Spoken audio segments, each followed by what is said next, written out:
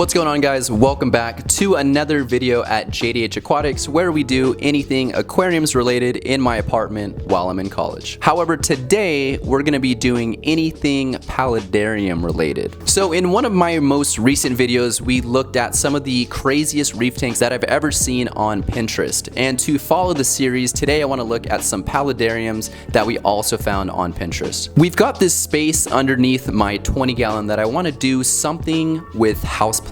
Whether it's a paludarium or a riparium or something of the sort, I want plants underneath the 20-gallon. After some consideration from reading your comments in my videos and just doing some other research, I decided against going with like a reptile or something underneath the 20-gallon that would produce heat. We are still planning on doing some sort of setup underneath the 20-gallon, so to get some inspiration, I figured we'd hop on Pinterest again and look at some paludariums. Before we get into some of these inspirational and amazing paludariums, I think we need to explain what a paludarium is for some of the people that might not know. So you might have heard the words riparium, vivarium, terrarium, aquarium. These are all different words to pretty much describe an enclosure that houses plants or an animal. Now, a vivarium is pretty much the umbrella word for all of these other words. An aquarium is probably the most common. It's what you see behind me. It's a container or an enclosure which is filled all the way with water,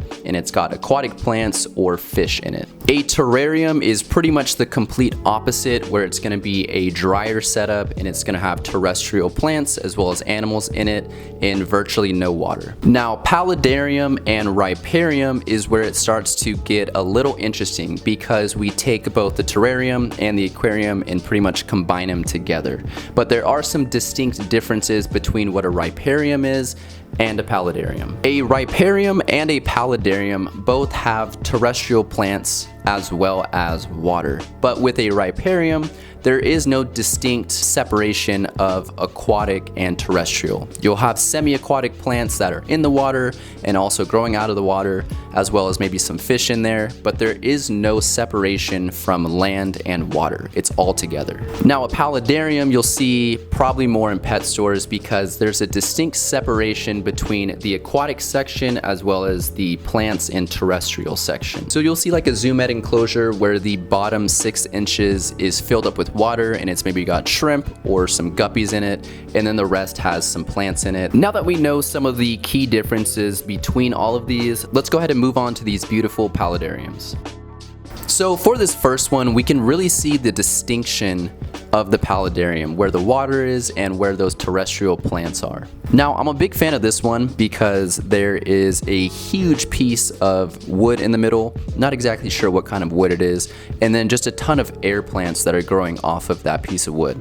Now, I like this for a bunch of different reasons. Air plants, for the most part, at least from my experience, haven't been the easiest to keep, and I think that's because they just get dried out too quick. But I feel like in an enclosure like this, it would be really easy to keep them hydrated and watered. I'm not exactly sure on the size of this enclosure. It's probably something around 20 to 30 gallons, but of course vertical. The aquatic section, in my opinion, isn't the most impressive thing. However, the terrestrial side of this paludarium, I really like it. If I did a vertical paludarium, this is probably what I would closely try and mimic. I love the aquatic side of this paludarium. It doesn't look like there's any fish in there, which is exactly how I would have it set up. I would just want the water feature. But then the terrestrial side of it, where it's a whole background of rock and then moss, I think that's a really cool look. This is something where I'd probably add a pump and try to do a waterfall or some sort of misting feature in it, just because I feel like moss you really need to keep hydrated and watered, and I really wouldn't want to go in there every day and just have to mist it. So adding a mister or some sort of circulating pump to keep that whole rock wall wet would probably be a must. Now, I threw in this next one because, again, I'm just trying to get some more inspiration, and I think this setup is extremely cool. I've never really seen a Peninsula style paludarium unless I've gone to like an actual aquarium in like a city, or like the San Francisco Planetarium. They have a huge section of like ripariums and paludariums. So I guess in that sense, those are considered Peninsula because you can see them from 3 different sides. However, in a smaller nano setup, I feel like it's really rare to see Peninsula style paludariums. This one looks even cooler because I'm pretty sure it's an open concept. So if you're looking at the sides of the aquarium, it looks like those glass panels only go up maybe 4 to 6 inches, and there's only about 3 or 4 inches of water in there. But then the rest of the enclosure looks completely open and arid, which is super cool. The space I have underneath the 20-gallon isn't all that much. I would say we could probably fit roughly a 20 or a 30-gallon long underneath. We've got about 30 inches wide and about 18 inches deep. I know there's not a lot of aquariums or setups that are that spec. We would probably have to do something custom if you wanted to utilize all the space. However, I think going with like a 20-gallon long or trying to do a setup with those dimensions will still work. So we need to find something that's a little bit wider than taller. And I know a lot of paludariums are taller than wider, so I did a little bit more digging and I found a few setups that give me even more inspiration to something that we could do underneath here. Now this one's pretty insane because it looks like there's just a huge slate of rock inside the tank, but I love it because it gives a gradual slope into the aquarium and into the water. So if you have any of those semi-aquatic plants that start out growing on land, but then they can trickle down and grow into the water, I think this is an awesome setup for that. This one, in my opinion, is a little bit more water than I would want in my paludarium. However, in this setup, they might want to add some fish or shrimp, so I could see you wanting more water. Now, these last two are pretty close to what I'm going to try and replicate for underneath the 20-gallon here. And it's moving more so on the side of Riparium than Paludarium because we start to lose that distinction between land and water. So I really like these setups for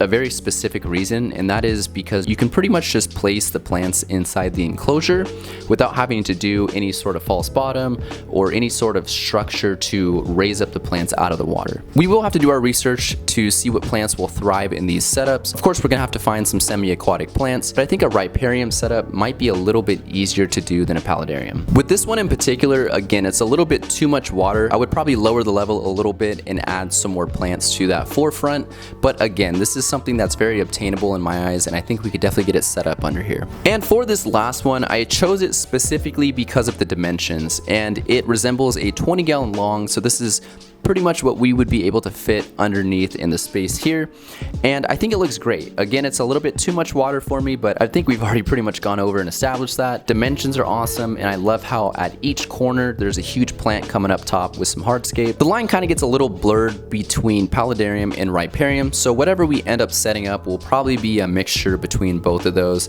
and whatever kind of materials and supplies we can get our hands on, but I think it'll turn out really cool whatever we do. Let me know in the comments down below which of these were your favorite paludariums. I will try to use that in my setup. And lastly, if you guys do like these Pinterest style videos, then please let me know in the comments down below and give this video a thumbs up. There's endless content on Pinterest, and there's really a lot of cool stuff on there that you can get a lot of inspiration from, and I love sharing it with you guys. So with all that being said, I will catch you guys on the next one. Peace out.